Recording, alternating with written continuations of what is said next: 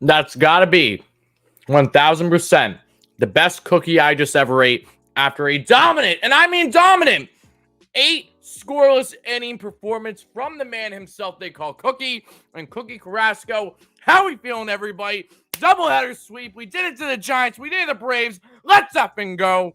Get some hype in the shot right now. Let me finish this cookie. Give me a second right now. That cookie scale's great. My boys that we got to believe, they know the drill there. Oh my goodness, that just happened. That just happened. This wasn't a fluke. What was a fluke, however, was that St. Louis Cardinals game. Cookie is legit. He is back. Wow! Hype in the chat right now. Smash that like, smash that subscribe button. Help us get to 100 likes. Help us get to 16K subs. What a crazy day in Mets land. Not just the one. I would have been more than satisfied with one win out of the 2 games. But no! The Mets did what they did against the Giants. They blew my mind by winning back-to-back games. And now they have potential of winning this series tomorrow. Oh my goodness. With Tyler McGill on the mound, my man Silor. I'm going to have a heart attack. What is going on, everybody? How's it going? Thank you all so much for chiming in for the latest post-game show here on WardyNYM. We'll be breaking down everything that transpired today between the New York Mets and the Atlanta Braves as the Mets swept the doubleheader against this Atlanta Braves club. The reigning World Series champions talk about a bounce back after losing in a disappointing fashion 5-2 against the Southpaw Max Fried-led Braves yesterday. What a comeback victory. I'm so excited. You guys have no idea. I'm feeling electric. I'm breaking a sweat. I know you guys are too. Let me hear all the hype in chat, all that fun stuff. I'll be answering all your comments, questions, all these things very soon. Don't you worry. But we have so much to break down about what transpired today, folks. So to everybody first chiming in, if you're watching live or in replay, thank you so much for being here. If you wonder what we do here for our post-game shows, if you're new on the channel, I'll be breaking down my analysis, everything that transpired from these 2 victories for the Mets today, breaking down the numbers, everything that there is to know, my Wardy top 5, as you guys see here, who stood out the most to me today, and for good reason, and what we can really look forward to, not just for the game tomorrow, but overall for this Mets team that is 10 games above 500, and we aren't even 30 games into the season. Yes, take a moment, breathe, understand what I just said. 10 games above 500. The Mets were 10 games above 500. How many times last year? Once.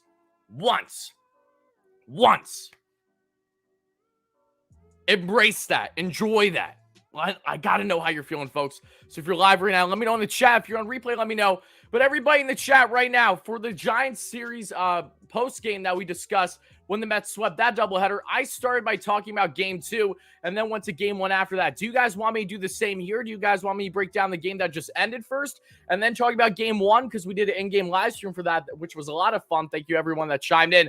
Let me know in the chat right now in the live stream, which game do you guys want me to talk about first? Game 2 or game 1 from today. Whichever one you guys prefer is what we will do. I'm assuming we'll start with game 2 because that is fresh off our minds as the Mets just won again. But regardless, whatever you want to know, let me hear it. And it says update. Oh, it says Giants. Oh, I'm an idiot. I apologize, guys. Ignore the Giants that I have there. Actually, give me 1 second. I'm going to fix this real quick. I had a feeling that I had something that was messing up because I was a little bit rushing. I apologize. We'll start with game 2. Like I said, just give me a second. My apologies that it says Giants, but I'm going to fix that here. Just give me 1 moment. I'm going to lag like a mofo for like 2 seconds, so I apologize about that in advance. So I'm just letting you guys know now. Then we'll get on breaking down everything. Everybody just chiming in. Thank you all so much for being here. So pumped up. Mets sweep the doubleheader against the reigning World Series champs, Atlanta Braves. They look for the series victory with Tyler McGill on the bump tomorrow. We love Tyler. Shout out Julie and the entire family. Julie, Tyler's mom, is a great friend of mine and member on the channel. So pumped up for the day game, which hopefully will be another series victory tomorrow. But give me 1 second, guys. I'm going to just update the graphic because my dumb ass, per usual, I always mess something up. And in this case, I have it saying Giants when it should be Braves there for game 2. And thank you for whoever mentioned that to me. I will get to all your donations as soon as I possibly can. But like I said, I've got a lot to break down about these games first. So very hyped up. I don't have the denim jacket on only because it is a sauna right now. 70+ degrees outside, which means my house is a sauna as well. So again, my apologies that you guys don't see a denim jacket at the moment. Let me do this. I'll only be lagging for another minute or so. I assure you guys it will not be long. Just give me 1 second, everybody.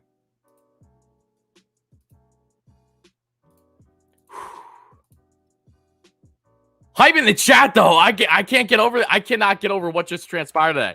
I got to be honest with you.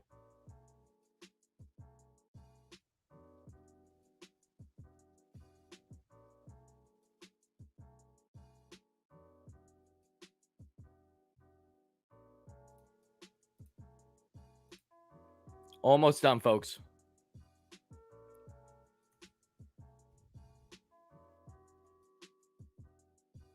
And there we go. It should be fixed now. Okay. Sweet, sweet, sweet, sweet, sweet. Now let's get back in here. Nope, minimize that. There you go. All right, cool. We're golden now. All right, awesome, awesome. Like I said, I know we got a bunch of donations. I will be addressing them very soon. But let's talk about this game, Mets fans. What a crazy one. Continue smashing that like and subscribe on. Help us get a 400 likes by the end of the show. Always appreciate it. But this was a massive day for the New York Mets. They swept the doubleheader for the second time this season. And what was so important about sweeping this doubleheader wasn't just because of your rival in the Atlanta Braves that you're matching up with, but it's also the fact that this is, again, a Mets team that knows how crucial this matchup was. They're coming off of a loss last night to start this series. So for to see them bounce back and to see them sweep 2 doubleheaders already this season against 2 of the best teams in baseball. I know the Braves haven't been off to the best start, but they're still the reigning champs. They are, in my mind, the team to beat this year. And the San Francisco Giants. The Giants, of course, were the best team in the regular season all last year with 107 wins. So it's crazy seeing how the Mets have performed to this potential, what they have done right now. Tremendous stuff. But let's break down the game that just transpired, folks. Then we'll backtrack again to game 1. Then I'll answer all your donations, all your comments, concerns, all that fun stuff. This will be a longer post-game show, a little bit longer than usual, and for good reason after a crazy doubleheader sweep like this. But breaking down, guys, what transpired in this one, Cookie Carrasco is what happened, folks. Cookie Magic. This man who gave up 7 earned runs, 8 total runs in his last outing, only threw 3.2 innings against the St. Louis Cardinals in that series finale, the previous series. Cookie comes back, and he has his best start of the entire season against a star-studded Atlanta Braves club that had all the opportunities in the world in this one to make Cookie pay. Almost every single inning, the Atlanta Braves had multiple guys on base. Plenty of scenarios with less than 2 outs. And what did the Mets do tonight? What did Cookie Carrasco do? He knew that they were sitting fastball. He worked the off-speed pitches beautifully. We'll be breaking down his arsenal in a little bit. Cookie, though, 8 scoreless, 8 shutty innings, 5 strikeouts, 90 pitches. He could have went full 9. Seth Lugo got the save that we saw, which was great thanks to a double play. But still, 6 hits he gave up, 0 earned runs, 2 walks. But Carlos Carrasco led the Atlanta Braves, made them be 0 for 11 tonight with runners in scoring position. Like, are you joking? Are you kidding me? That actually happened. Yes, it did. I'm feeling ecstatic. I'm feeling electric. I know you guys are too.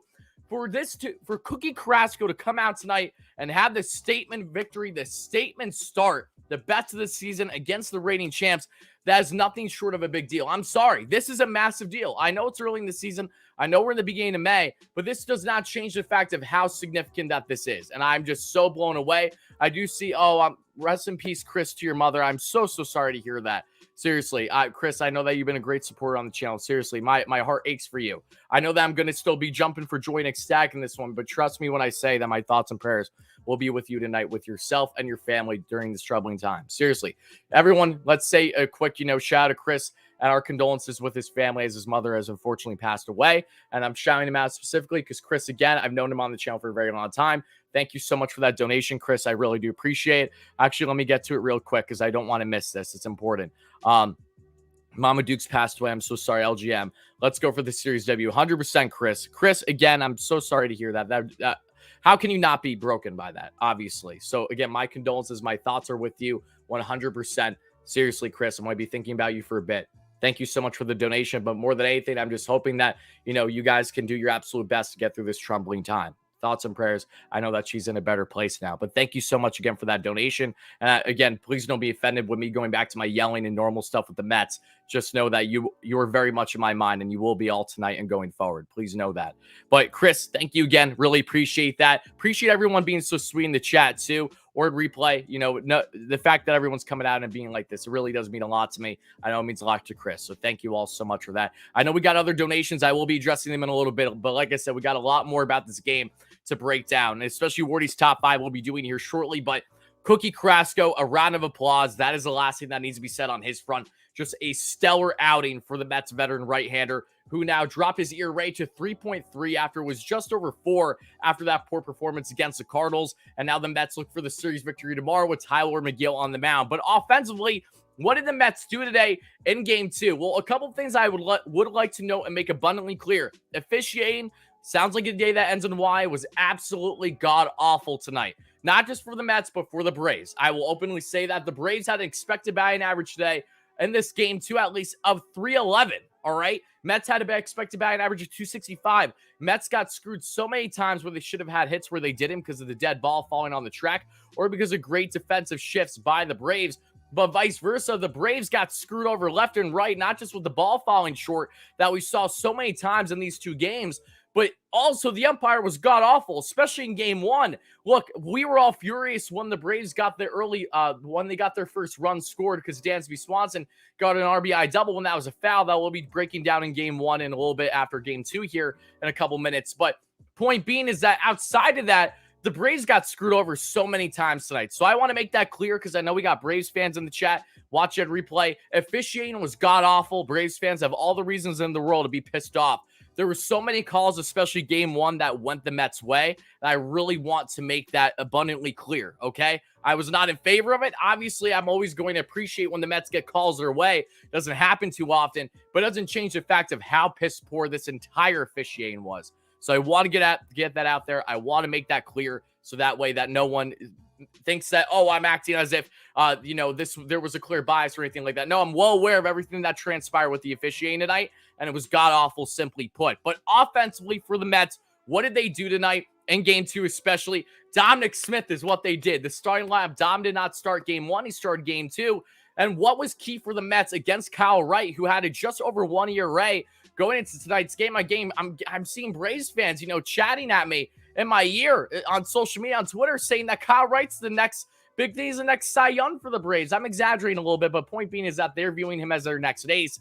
And when in reality, Kyle Wright, he had a good start today, but the Mets jumped on him early the same way that they jumped on Charlie Morton early that we will be talking about in a couple minutes. Though, thank you so much, Dominic Smith. The Mets got a couple guys on early in that first inning, and they executed. Dom, opposite field RBI double. That is truly what gave them the victory in the end because the Braves scored no runs in this one. But a massive shout out to Dom for getting that clutch RBI double. Dom, of course, having that job security, knowing that Robinson Cano is no longer a New York Met. He has been DFA'd. He's never going to play a game with the Mets again, more than likely. So for Dom to get this role tonight at first base while Pete was at DH, he absolutely thrived. You love to see that. That was his only hit tonight. But in essence, that's all that matters at the end of the day when Dom was able to get those clutch 2 runs. Shout out to Dom, a beautifully placed opposite field double in the first. And then that's all she wrote offensively for the Mets until they got to the 6th inning. Then Pete Alonso, who had a great first game that we'll be talking about soon, as you see here in Wardy's Top 5.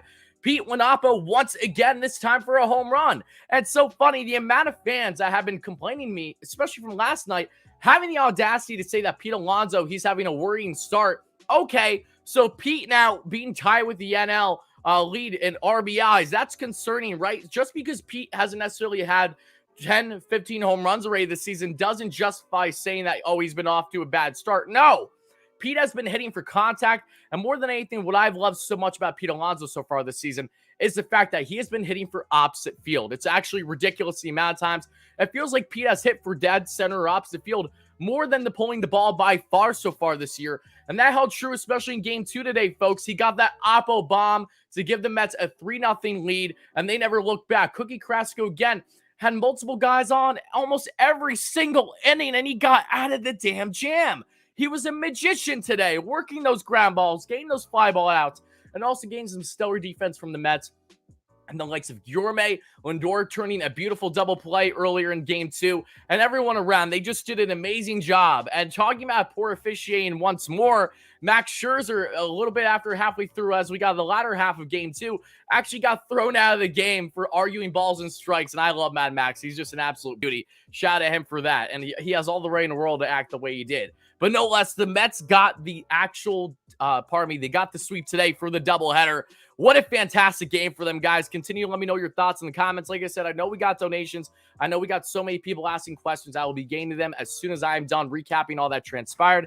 I hope you guys are enjoying the highlights. We got them all there from game 1 and game 2. So, guys, we talked about game 2. I really don't think that there's anything more that needs to be said other than the fact that if you look at performance-wise, Cookie stellar, Seth Lugo getting the save, and going through the lineup quick for the Mets, From game 2, WardyNYM, 1 for 4 with a run scored. 0 for 4 was Lindor today in game 2. McNeil, 2 for 4 with a run scored. McNeil started the game 2 for 2. Not surprised, because going into this matchup against the right-hander, Kyle Wright, Jeff McNeil had himself over 500 average and over 1,300 OPS in 9 games, and 9 at-bats at least, against that being in the right-hander, Kyle Wright. So McNeil's had the upper hand over Kyle Wright in his young career. Pete Alonso, 2 for 4 with the run, scored the RBI thanks to that home run. He is my number 3 star, but you can rightfully argue he should be number 2. But have Jankowski there for a reason. I cannot wait to talk about him in a minute or so. Dom Smith, talked about him, 1 for 4 with that 2 RBI double. Mark Canha, 1 for 3. JD Davis did not do anything today offensively.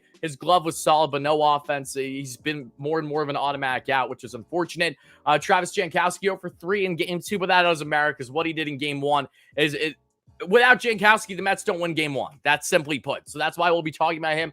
And James McCann, shout out to McCann, actually going 2 for 3 today in game 2 tonight, and the one game he played because Nito started game 1. So shout out to McCann for getting the job done. Not complaining on that one whatsoever. And then, if we look just for a second, guys, at player breakdowns, and I look up all these numbers for Baseball Savant. You guys can do it all yourself. There's so much great information. It makes it so easy for me what I'm doing here to break down these numbers. But let's look at Cookie Carrasco's arsenal tonight before we get into breaking down game 1, the game that started the win today for the Mets. But Cookie worked an entire 5-pitch arsenal tonight, and he was nothing short of stellar. Started with that four-seam fastball, was 45% of his arsenal, topped out at 94, minimum 91, average 93 on the velo. Slider was absolutely disgusting today for Carlos Carrasco. 38% of his arsenal today. 88 where he topped out. Minimum was 82. Average was 86. Going further, changeup, 9% of his arsenal. 88 where he topped out.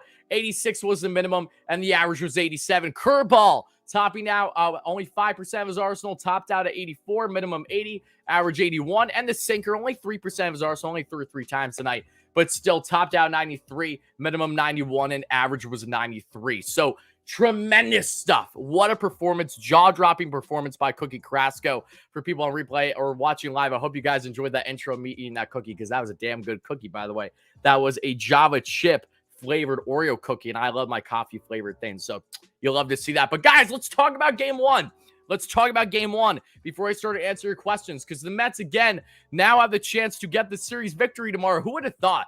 I really did not think the Mets would have swept today, the same way that I did not think that the Mets would have swept the doubleheader against the Giants earlier this season either. Just, it's jaw-dropping what they're doing. 18-8, 10 games above 500. And then we go back to game 1 today, folks. What did the Mets do in game 1? This was a crazy game, because this was a game where, as I was doing my in-game live stream that many of you chimed in for, thank you all so much for that. I do appreciate it. We'll be doing them again soon, hopefully sometime next week at the earliest. But the Mets, David Pearson on the bump, and I honestly thought David Pearson got a lot of criticism, and I don't think it was warranted. What happened with David Pearson, unfortunately, in that 5th inning that many of you saw, was a comebacker that unfortunately he just missed with the glove that led to 2-man on with less than 2 outs. And then you had Matt Olson swing first pitch, bad pitch by David Pearson, was just a little down and in. And I mean, what else can you see? Matt Olson took it for a ride. Matt Olson had a great series, great doubleheader, at least against the Mets. Had a crazy deep double as well right before the end of game 2 that just fell short of the warning track. Easily would have been a home run if these balls were deadened right now, but thankfully they are. In that sense of benefiting the Mets, but they still hurt the Mets, because the amount of times the Mets flew out today when expecting batting average of 500 plus was absolutely absurd. They deserve so many more hits than what we saw. But either way, David Pearson gave up that bomb, but this was another solid outing from him, and he kept the Mets in it, and I appreciate that for Pearson. Pitched 5 strong, 4 hits, 3 earned runs, because there were 4 total runs he gave up, but one of them was because of an error. 6 strikeouts on 90 pitches. Again, you're not going to get nearly enough love, that being in David Pearson, but he deserves some credit. Again, he has been a Swiss Army knife for the Mets and this pitching staff. I mean, think about it. Without him, who knows where the Mets would be, because of Taijuan Walker's injury earlier this year, and being able to pitch in a doubleheader, knowing that you're not throwing off the Mets rotation. So that way that everything can stay in order. You have Ty Lore pitching tomorrow, and then you go from there. So that's a great thing to see. So shout out to David Pearson. I don't think that he had a bad outing today. Just got unlucky there in the 5th inning. But how did the Mets start their offense today in game 1, this entire doubleheader? It started in the first because they jumped on Charlie Morton, Charlie Morton, of course, who had a 7-ERA and 3 or 4 starts entering today's game, game 1 against David Peterson. Morton, who has not really looked the same coming off of that serious leg injury he had last year that held him from being in the World Series run for the Braves. However, Morton, the veteran right-hander, has always been solid against the Mets.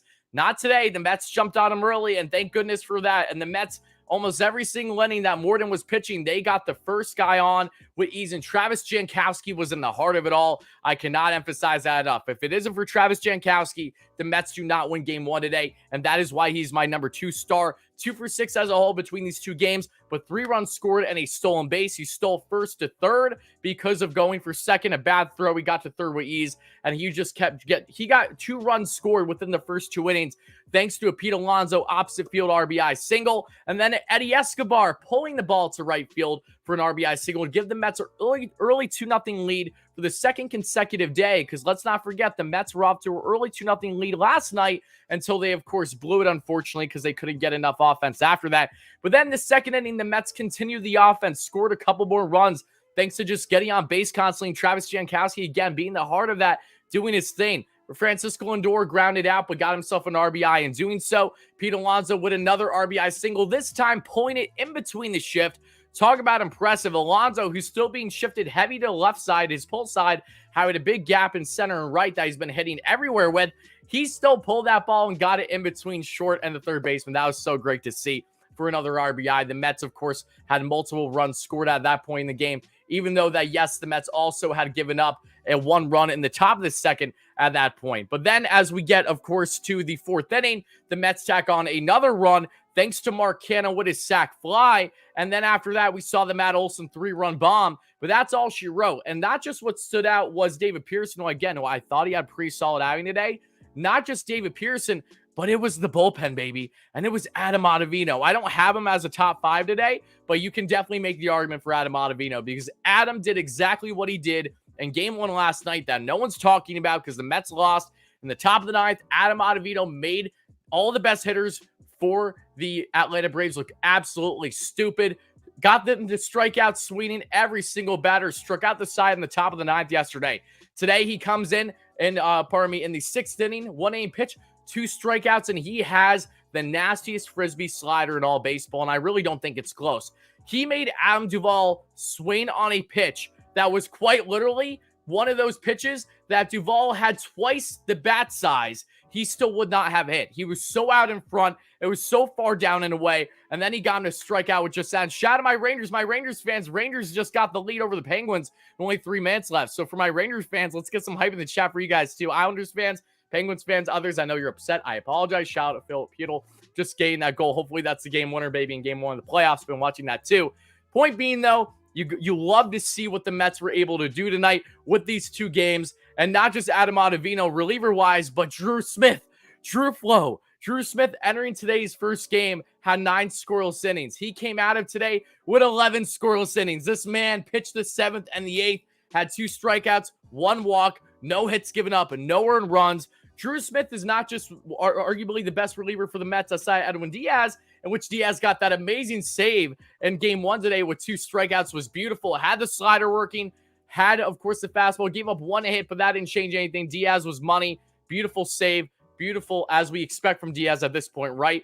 But Drew Smith isn't just one of the best relievers on the Mets. He's one of the best relievers in all of baseball right now. And that's really not an exaggeration. He has found himself. He has quickly become a high leverage type reliever for the Mets. I see the Pittsburgh Penguins are challenging it, so I don't know if that goal is going to stand. We'll find out in a minute for my viewers that are hockey fans. Either way, this was something that the Mets bullpen stepped up, and the fact that Cookie Carrasco pitched 8 scoreless game 2. Can we just take a moment to appreciate that once more? 8 scoreless in game 2. All you needed was Lugo for the save. It's amazing, because that way, even in worst case scenario, say McGill doesn't pitch well tomorrow, which I'm fully confident that he will. Love Tyler. I'm saying even a worst case scenario and say he didn't pitch well, you have a lot of fresh relievers that you can use for a heavy bullpen game. So the Mets are locked and loaded. Everything that could have possibly went right for them in a lot of ways went right. And this was including, again, god-awful officiating. Again, the Braves got screwed over so much today by the umps. That was 100% true, as did the Mets, not to the same extent. But the one thing that did stand out, again, was Dansby Swanson getting that unfortunate RBI double down the third baseline when that was clearly a foul ball, but you can't review it. You can't challenge it for whatever reason. And the goal is taken back. The game is still tied, unfortunately, for my Rangers fans. You hate to see it. But, guys, what a crazy day. What a crazy doubleheader sweep for the New York Mets. I'm going to start answering all your amazing comments, questions, and concerns here in a second, all your donations, all that fun stuff. So stay tuned. For people on replay, this is where we will be cutting things off. Mets swept the doubleheader. They look for the series victory in a day game tomorrow with Tyler McGill on the bump. You'll love to see it. But let me know in the comments down below, how do you feel after the New York Mets swept this doubleheader against the reigning champs in the Atlanta Braves and look for the series victory tomorrow? Who was the biggest standout for you? Make sure to let me know. And of course, let's go Mets, baby. For people in live, I'll start answering all your comments now. But for people on replay, this is where we'll be cutting things off.